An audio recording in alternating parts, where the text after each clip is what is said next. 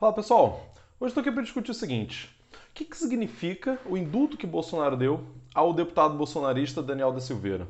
Né? Ele foi condenado agora, essa semana, pelos inúmeros ataques que ele fez à Corte Suprema Brasileira, né? Ataques até infantis, do âmbito pessoal, para aquele cara fortão que quer chamar ministro supremo para briga, enfim, quase foi esse tipo de ameaça que ele chegou a fazer. Né? Sem contar um monte de ameaças de golpe de Estado, ameaça de um monte de coisa que ele fez. Enfim, resultou na condenação dele. Ele pegou 8 anos e 9 meses de prisão. Foi um julgamento bem quase unânime, né? Foi 10-1 que condenou ele. E coisa imediatamente depois, Bolsonaro vai e dá o indulto para ele, né? Dá o perdão presidencial para ele. Aí tem debate em torno disso, né? Se isso seria dentro da lei ou não. A maioria dos juristas diz que não, que é um abuso de poder, de que Bolsonaro não poderia fazer isso nesse caso. Afinal de contas, Daniel da Silveira é alguém próximo a Bolsonaro, né? Portanto, Bolsonaro teria interesses pessoais ali, haveria, portanto, um conflito de interesse, mas tem jurista que diz que não, é prerrogativa dele, ele como presidente da República tem o direito de fazer isso. E eu não vou entrar nesse detalhe jurídico, né? Afinal de contas, eu não sou advogado, eu não sou jurista, então eu não vou entrar nessa seara. Vou entrar no aspecto político, do que Bolsonaro está querendo dizer, qual o recado político que, na minha avaliação, ele está querendo dizer com essa decisão. Para mim, essa decisão, que a meu ver ele já tinha pronto, guardado para os filhos dele, né? Bolsonaro já estava preparando ele, esse indulto presidencial, caso algum filho dele viesse a ser condenado, poder usar para algum filho dele. Mas ele acabou usando para um aliado político, né? Daniel Silveira, um bolsonarista aqui do Rio de Janeiro. Aliás, é impressionante como parece que tudo de ruim vem aqui do Rio, né? Pelo menos muita coisa de ruim na política brasileira, de pastores a milicianos, vem aqui do Rio, né? Infelizmente o Rio de Janeiro está nesse contexto bem ruim, né? Então, Bolsonaro já tinha pronto isso para poder proteger os filhos dele e acabou usando para proteger o Daniel da Silveira, né? Para dar ali o indulto para ele e ele não ser preso. Agora, o que significa isso? Bolsonaro está querendo, mais uma vez, dar um recado para as instituições, um recado para as suas bases. O Daniel da Silveira nem é tão importante assim, nem é tão importante salvar o mandato dele. Ele é só um deputado, poderia perder ele. Tem outros deputados, já comprou o Centrão. O Bolsonaro não vai sofrer impeachment, não vai acontecer nada dele, ele vai terminar o mandato, isso é fato. Né? Não é pela importância política do Daniel da Silveira, é a importância simbólica. É o que simboliza aquilo ali. Bolsonaro está deixando bem claro que não vai aceitar a derrota. Bolsonaro está deixando bem claro que ele não vai respeitar as instituições. Ele está numa queda de braço com a justiça, né, particularmente com o STF, e Bolsonaro está deixando claro que, olha só, quem manda sou eu. Eu não vou aceitar decisões de vocês, eu é que interpreto se o que vocês fazem está certo ou não, e eu interpreto que essa decisão de vocês está errada, mesmo que tenha sido 10-1, e eu vou perdoar o Daniel da Silveira. Ele está deixando claro o seguinte, ele não vai respeitar as regras do jogo. Bolsonaro está desacreditando o sistema eleitoral, está criando um discurso de que as urnas são fraudadas, de que a justiça é o STF, é ridículo isso, né? Defende o Lula, né? Tá torcendo pro Lula, tá torcendo pro Bolsonaro perder, enfim. Que teria o lado deles, né? É engraçado como se o Lula não tivesse sido perseguido pela justiça ao longo da vida inteira. Ela é não Lula, né? Esquerda. Mas ele cria esse discurso e para suas bases funciona. Bolsonaro faz isso também para animar as suas bases, né? O bolsonarismo se enfraqueceu dos últimos 1 ano e meio para cá. Aliás, ao longo, desde que foi eleito, Bolsonaro só perdeu voto, ele não conquistou voto nenhum.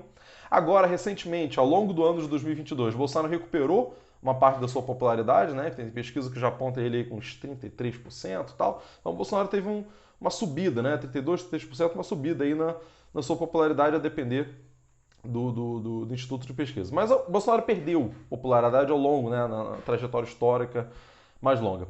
E ao fazer esse tipo de ato, ele anima suas bases. Ele mostra para suas bases milicianas e para sua base evangélica mais radical, dizendo o seguinte, olha, vocês têm um comandante aqui no poder, vocês têm alguém que é capaz de enfrentar a STF, de enfrentar o sistema, porque o Bolsonaro se apresenta como um candidato antissistema, como um político antissistema, né? Como se a esquerda fosse da ordem. Aliás, a esquerda tem uma certa responsabilidade por isso, né? Porque o discurso da esquerda é um discurso muito ordeiro, né? Cada vez mais você vê uma aproximação da esquerda com o centro. O próprio Lula fala que é um candidato de centro. Então, a meu ver, ele abre brecha para Bolsonaro se apresentar como um candidato antissistêmico, né? Ao passo que o Lula, o Ciro e outros seriam candidatos do sistema. Bolsonaro tem reforçado isso, tem atiçado suas bases, né? Ele estimula, né? Como disse, eu não sei qual foi o ministro da STF que disse hoje, que Bolsonaro está estimulando, né, as Forças Armadas a desacreditarem o sistema eleitoral, quer dizer, estimulando, aproveitando que ele é o presidente da República, para estimular as Forças Armadas a desacreditar, tal qual ele desacredita, né, no processo eleitoral brasileiro.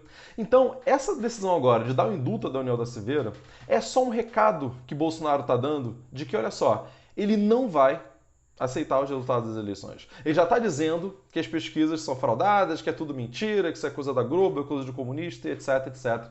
O discurso que a gente já conhece. Se você perguntar para um bolsonarista raiz, ele vai dizer que todas as pesquisas são mentira. Eu tive o desprazer de pegar um Uber bolsonarista e o cara dizia que pesquisa é essa aí? Isso é coisa de comunista, isso é coisa de não sei o quê. Usar uns termos que eu não posso nem usar aqui, senão o YouTube vai desautorizar, desmonetizar o vídeo aqui.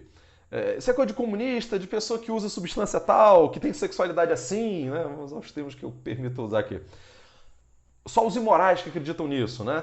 Ou seja, eles acreditam no sistema eleitoral, dizem que o Lula é o cara do sistema, e tá nesse embate com o STF, onde dá a entender, cria-se o discurso de que todo mundo está contra ele. Né? Um discurso de homem enviado por Deus contra esse sistema que está estabelecido aí. Então, não é por Daniel da Silveira. Daniel da Silveira não tem importância nenhuma politicamente. Aliás, ele nunca produziu nada em termos como parlamentar. A importância dele é meramente simbólica.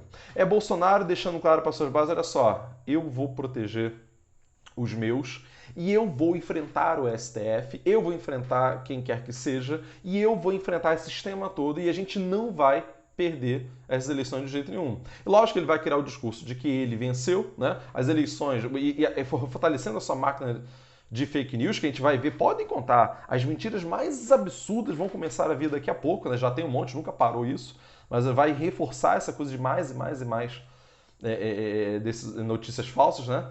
Então, 2022 vai ser um ano muito difícil. Eu acho que o que aconteceu nos Estados Unidos vai ser maior aqui.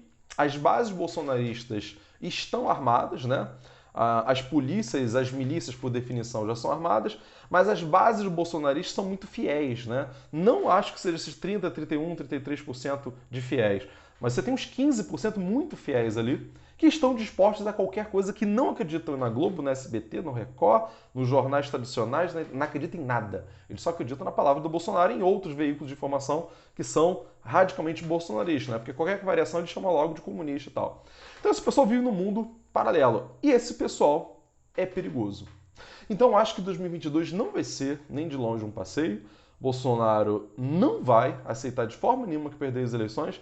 E aquele caso que a gente viu nos Estados Unidos da invasão do Capitólio, eu acho sim que alguma coisa vai acontecer aqui. E no caso brasileiro tem um risco de ser muito pior.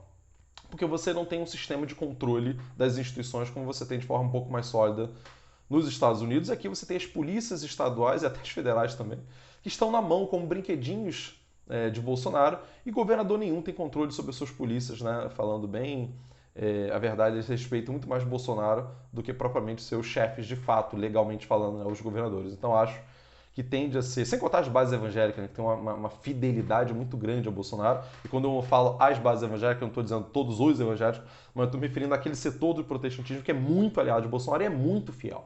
Né? Porque o Bolsonaro reforça muito o apoio entre esse grupo, e é um grupo bastante perigoso também. Então acho que a gente deve se preparar, porque 2022 nem de longe vai ser um passeio, porque a decisão política não é só nas urnas. Podem contar com isso, a decisão política é também nas ruas, para além das urnas. Então é isso, pessoal. Fico por aqui. Espero que vocês tenham gostado. Não esquece de curtir o vídeo, comentar o vídeo, se inscrever aqui no canal, ativar o sininho das notificações. Já muita gente esquece de assinar o sininho das notificações para que possa receber depois as outras, né, os avisos que vai ter outros vídeos e outras lives e tal. Ok, pessoal? Um abraço, fique na paz. Semana que vem.